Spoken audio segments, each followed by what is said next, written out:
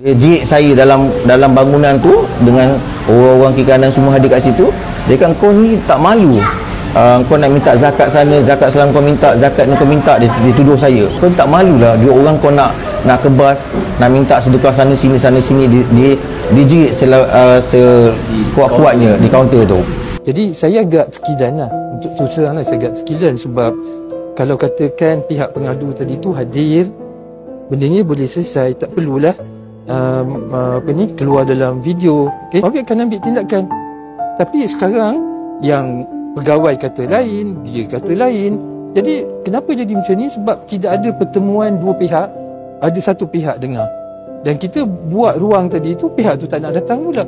Jadi sebab tu lah pada kali ini saya ajak kepada pengadu, kan, kita selesai, dan saya dah tawarkan dan Tuan Pengerusi Mawib ni akan dengar dan kita akan selesaikan perkara ini dengan baik. Disebabkan oleh satu isu, sedangkan Mawib ni banyak, beribu, berjuta asnaf di wilayah persekutuan dan di luar wilayah persekutuan yang kita bantu.